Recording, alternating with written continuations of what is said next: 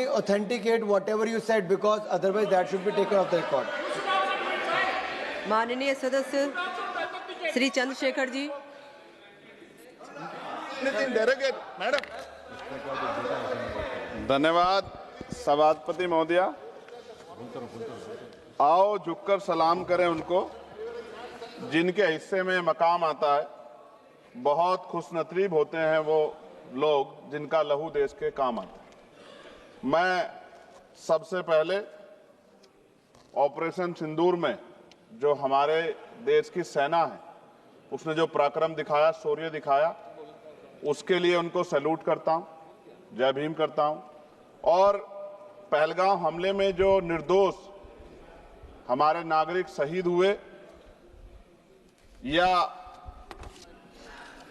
अन्य जो लोग उसके बाद सीज फायर के बाद जो शहीद हुए, उन सभी लोगों के लिए प्रार्थना करता हूं कि उनके परिवारों को कुदरत दुख सहने की शक्ति दे।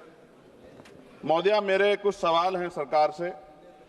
क्या सरकार यह स्पष्ट कर सकती है कि आतंकियों को भारत क्षेत्र में प्रवेश और पहलगाम जैसे पर्यटन स्थल पर पहुंचने में किसने मदद की? क्या सुरक्षा एजेंसियों को इस हमले की पहले से कोई खुफिया इनपुट प्राप्त हुए थे? यदि हाँ, तो उन पर क्या कार्रवाई हुई? पहलगाम हमले में शहीद हुए नागरिकों और स्थानीय ड्राइवर माजिद खान के परिजनों को सरकार द्वारा क्या मुआवजा सहायता दिया गई? क्या सरकार पर्यटकों की सुरक्षा सुनिश्चित करने के लिए विशेष स्टैंडर्ड ऑपरेटिंग प्रोसीजर लागू कर रही है? क्या भारत सरकार ने अंतर्राष्ट्रीय मंचों पर यह मांग रखी है कि जब तक पाकिस्तान आतंकवाद पर कठोर कार्रवाई नहीं करता तब तक उसे किसी प्रकार की आर्थिक सहायता न दी जाए?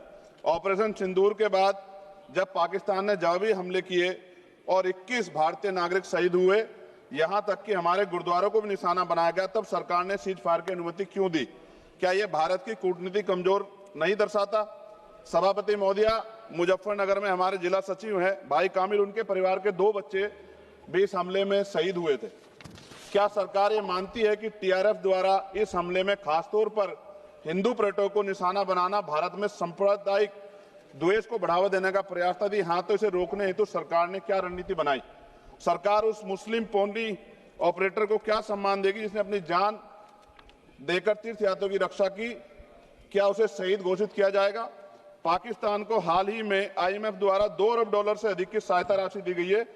क्या भारत ने औपचारिक रूप से आईएमएफ और अन्य वैश्विक संस्थाओं के समक्ष आपत्ति दर्ज कराई है? क्या सरकार ने जांचा है कि आईएमएफ या अन्य विदेशी मदद का कोई हिस्सा आतंकवादी गतिविधियों में उपयोग तो नहीं हो रहा है? क्या सरकार ये स्वीकार करती है कि पहलगाम हमले में खुफिया तंत्र पूरी तरह विफल रहा है? यदि हाँ, तो कौन जिम्मेदार है और उसके विरुद्ध क्या कार्रवाई होगी?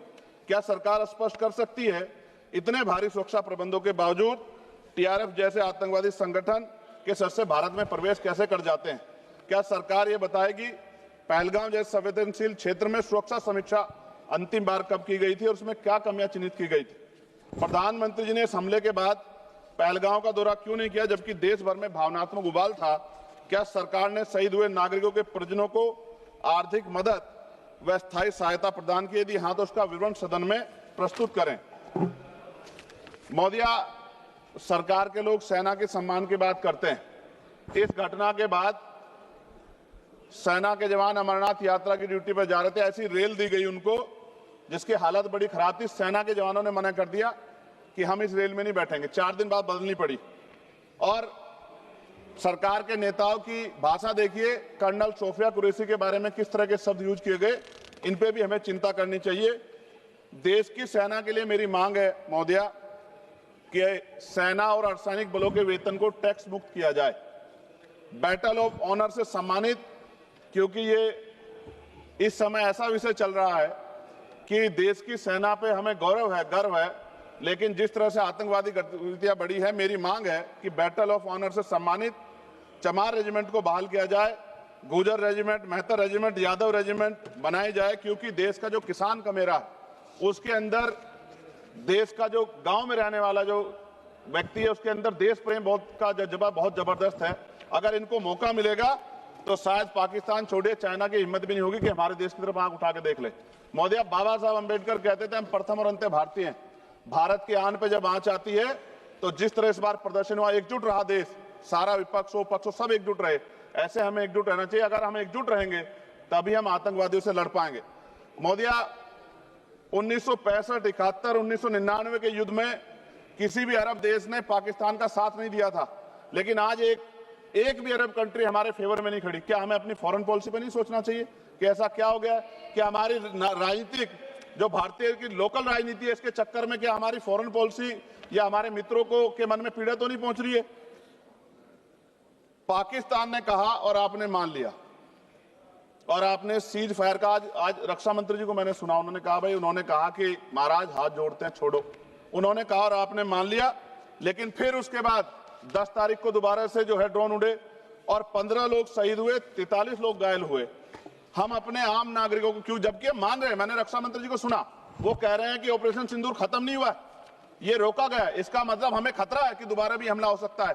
पाकिस्तान अपनी हरकतों से बाज नहीं आ रहा, तो हम अपने आम नागरिकों को और सेना के जवानों के जीवन को खतरे में क्यों डाल रहे हैं भविष्य में? क्या हमें इसके पुख्ता और परमानेंट इंतजाम नहीं करने चाहिए? जैसे अगर सरकार को, मैंने कई बार सुना सरकार के लोग अखंड भारत की बात करते हैं, इससे अच्छा मौका आपको काम मिलता? पीओक्यू लेने के बाद हमारे उत्तर प्रदेश के मुख्यमंत्री बार बार कहते हैं कि चुनाव में कह रहे थे 6 महीने के बाद पीओक्यू इधर होगा, सरकार बन की, जनता ने तो मौका दे दिया, कहां है पीओक्यू? क्यों नहीं लेके आए इस बार आप लोग?